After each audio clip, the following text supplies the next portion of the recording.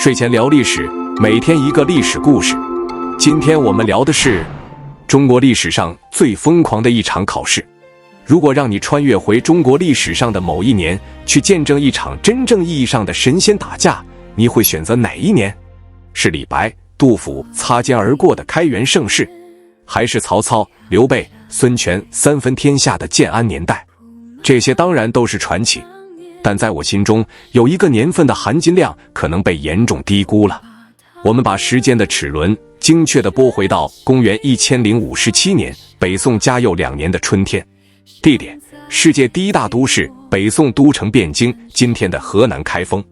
场景：贡院之内，万籁俱寂，只闻笔尖划过纸面的沙沙声。一场决定数千人命运的礼部试正在进行。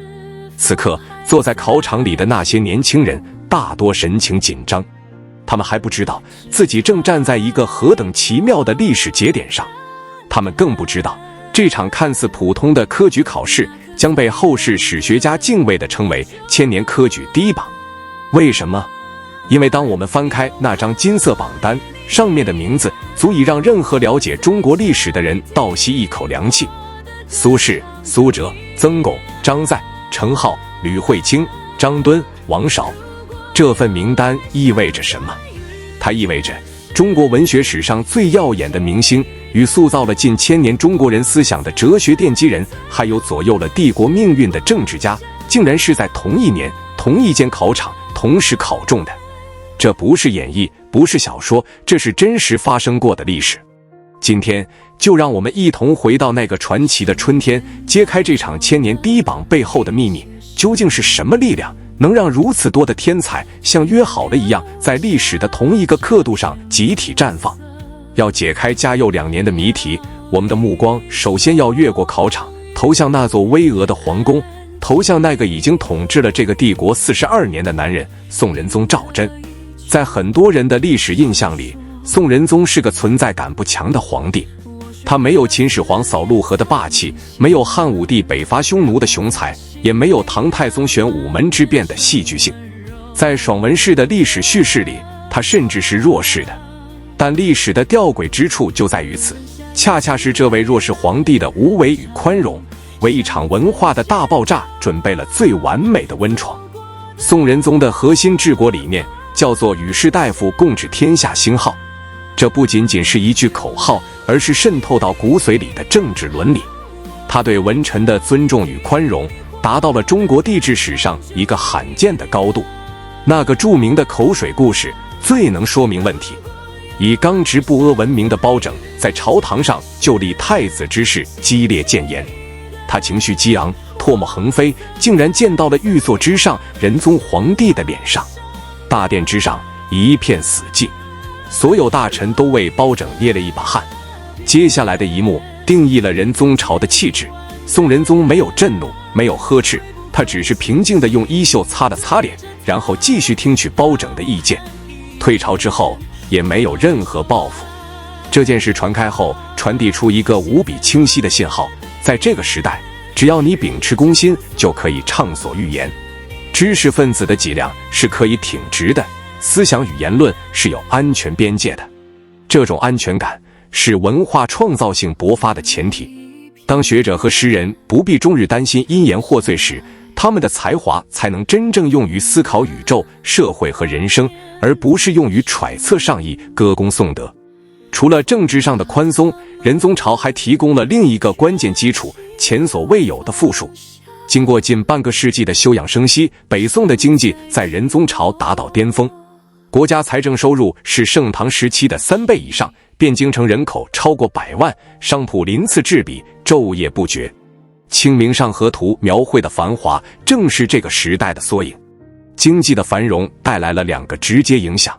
第一，教育门槛空前降低，活字印刷术在此时开始普及，书籍的成本大幅下降，知识不再是被少数门阀贵族垄断的奢侈品。就连苏轼这样出身于西南偏远之地四川眉山，父亲苏洵屡试不第的家庭，家中藏书也有数千卷之多。知识的火种得以在更广阔的原野上播撒。第二，社会上升通道多元化。一个繁荣的商业社会意味着，即使不走科举独木桥，一个有才华的人也可能通过其他方式获得尊严与财富。这种退路的存在，反而减轻了科举的功利性压力，让一部分真正热爱学问、思想独立的人能够以更纯粹的心态参与其中。宋仁宗就像一位耐心而富有智慧的园丁，他用42年的时间，小心翼翼地呵护着文化的土壤，政治上松绑，经济上施肥，社会上开渠。他只做一件事，创造环境。他并不知道自己会培育出什么样的花朵。直到嘉佑2年的春天，园中百花瞬间怒放，绚烂到超出任何人的想象。这场科举的辉煌，正是他漫长统治结出的最丰硕的一颗文化果实。现在，让我们把镜头拉近，对准嘉佑2年科举的核心现场——阅卷房。这里坐着那位时代的文坛盟主，本次考试的主考官欧阳修。此时此刻的欧阳修肩头压着一副重担，他不仅是考官，更是一位立志扭转一代文风的改革家。当时的文坛流行一种叫太学体的文风，文章追求辞藻奇绝，典故冷僻，句式显怪，看似高深，实则内容空洞，言之无物。欧阳修对此深恶痛绝，他决心利用这次掌舵科举的机会，大力推行自己的文学主张。文章必须言之有物，平实流畅，以理服人。他要通过科举这根指挥棒，为文坛树立新的标杆。阅卷在紧张地进行，考官们面对的是经过胡明和誊录的试卷，名字被密封，笔记由专人统一抄写，绝对公平。就在这时，欧阳修被一份考卷牢牢吸引住了。文章的题目是《行赏忠厚之治论》，全文气势恢宏，逻辑严密，如行云流水。更难得的是其中闪耀的思想光芒。文章讨论刑罚与奖赏的尺度，提出了一个核心观点：立法贵严而责人贵宽。意思是制定法律要严格，但执行法律、评判人时要留有宽恕的余地。这是一种充满了政治智慧和人性温情的见解。欧阳修读罢，拍案叫绝。他激动地对同为考官的诗人梅尧臣说：“此文必是曾巩所作。”曾巩是他的得意门生，文风平实说理，他自然先入为主。但按照避嫌原则，他不能把门生的文章列为第一。于是，欧阳修怀着些许遗憾，将这份试卷判为第2名。金榜题名之日，谜底揭开。当密封条被撕下，欧阳修和所有人都愣住了。试卷的作者并非曾巩，而是一个来自四川眉山、名不见经传的年轻人，时年21岁。他的名字叫做苏轼。一场美丽的误会成就了一段文坛佳话，但故事的高潮还在后面。欧阳修对苏轼文章中一个典故念念不忘。苏轼写道：当年尧帝时代，法官高尧要处死一个人，尧帝却3次下令宽恕。欧阳修博览群书，却怎么也想不起这个典故出自哪本古籍。事后，他忍不住问前来拜谢的苏轼：“子瞻啊，你文中尧与高尧的典故出处何在？”年轻的苏轼坦然一笑，说出了那句石破天惊的回答：“想当然耳，何须出处？”此言一出，举座皆惊。在严谨的考场上杜撰典故，这简直是大逆不道。但欧阳修的反应再次定义了那个时代的伟大。他没有生气，没有觉得被冒犯，反而在震惊之后发出了由衷的赞叹。他看到了比学识更珍贵的东西，无与伦比的想象力、自信和创造力。这种能力不是死读书能读出来的。欧阳修当即对身边的人说：“此人可谓善读书，善用书，他日文章必独步天下。”他甚至还预言：“老夫当闭路，放他出一头地也。”我要给这个年轻人让路，让他出人头地。一位文坛泰斗面对一个初出茅庐的后生，展现出的不是嫉妒与压制，而是由衷的欣赏与毫无保留的提携。这种胸襟是嘉佑2年最动人的底色之一。欧阳修这一放，不仅放出了一位千古文豪，也放出了宋代文化海纳百川、生生不息的气象。然而，嘉佑2年的传奇，如果只有一个苏轼，还不足以被称为千年第一榜。真正令人震撼的是那令人窒息的人才密度。苏轼的月亮太过明亮，常常让我们忽略了他周围那一片璀璨的星河，让我们逐一认识这些同期生。苏辙，苏轼之弟，这一年仅19岁。如果说苏轼的答卷展现了才情与想象力，那么苏辙的答卷则展现了惊人的胆魄。他在《御史志科策》中竟直接批评当朝天子宋仁宗，指出皇帝宫中贵姬置以千数，歌舞饮酒，欢乐世界。这几乎是当着皇帝的面指责他生活奢靡，不理朝政。如此犀利的批评换来的不是龙颜大怒，而是仁宗一句欣喜的感叹：朕今为子孙的良宰相矣。他看到了这对兄弟惊伟天地的宰相之才。曾巩，欧阳修最初心中的第一名。他是唐宋8大家之一，文章以严谨、质朴、说理透彻著称，是宋代古文运动的中坚力量。他的存在代表了宋代文风平实说理的另一极，与苏轼的豪放畅达相映成趣。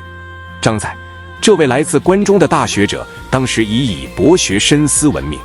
他后来开创了官学，留下了震古烁今的横渠4句：为天地立心，为生民立命，为往圣继绝学，为万世开太平。这4句话成为了后世中国知识分子最高精神理想的宣言。他的哲学思想为宋明理学的诞生奠定了第一块基石。程颢，这位沉稳的洛阳才子，后来与其弟程颐共同创立洛学。他们提出的天理观、格物致知论，经过朱熹的发扬，最终形成了统治中国思想界近800年的程朱理学。他的中举意味着一种影响东亚文明至深的新哲学正式登上了历史舞台。除此之外，这一榜中还有吕惠卿、张敦，后来官至宰相，在波澜壮阔的王安石变法中扮演了关键角色，是北宋中后期政坛的弄潮。王绍，日后成为一代名将，主导西河开边，为北宋拓边千里。朱光庭，著名的理学家、谏臣。据统计，这一科进士共录取388人，其中官至宰相者9人，位至翰林学士、各部尚书、侍郎等高位者更是不计其数。这意味着什么？这意味着公元1057年的这场考试不仅为文坛选拔了领袖，为哲学界选拔了奠基人，也为帝国未来几十年的政坛储备了核心决策团队。文学、思想、政治这3个领域最顶尖的头脑在一次考试中完成了集结。这不再是简单的人才辈出，这简直像历史之神的一次精准无误的人才投放。它的偶然性之下，是否藏着那个时代某种深刻的必然？我们不得不追问，为什么是宋朝？为什么偏偏是嘉佑2年？难道仅仅是运气好吗？不，在天才扎堆这个现象的背后，是一套精密、先进且冷酷无情的人才筛选系统在起作用。正是这套制度，确保了真正的明珠不会被埋没。宋代科举是中国古代选官制度走向成熟和公平的巅峰，它的核心可以用2个词概括：胡明和誊录。胡明也叫密封，考试结束后，立即由专人将考卷上写有考生姓名、籍贯、家世的部分密封起来，加盖印章。考官在阅卷时面对的完全是一份匿名试卷。誊录，这更是宋代的一大创举。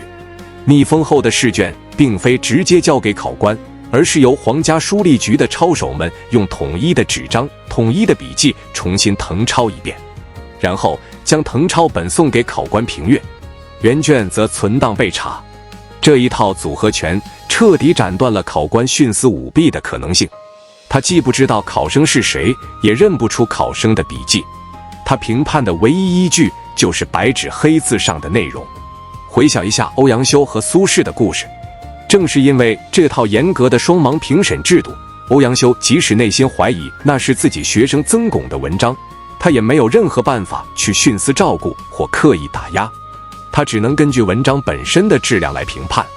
最终，苏轼的才华凭借制度的公平冲破了任何主观偏见，闪耀在了欧阳修面前。没有这套制度，寒门之子苏轼可能连让欧阳修看到自己文章的机会都没有。此外，考试内容本身也发生了革命性变化。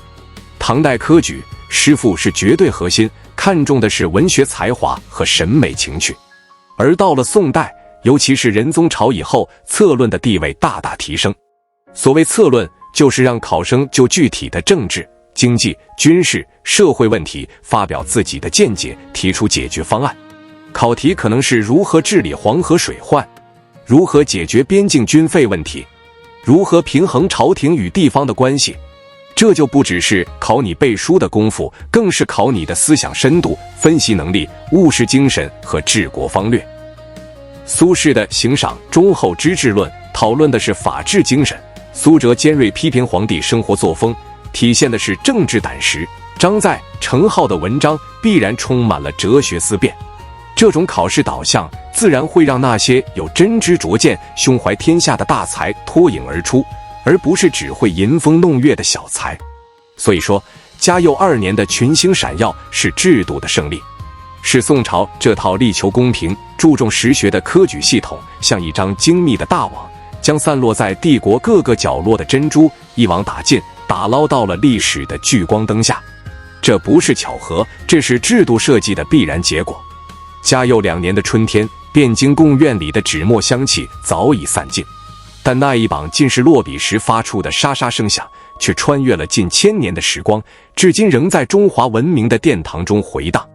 这场考试的影响远远超出了个人的命运，它塑造了一个文化的时代，甚至规训了此后1000年的精神世界。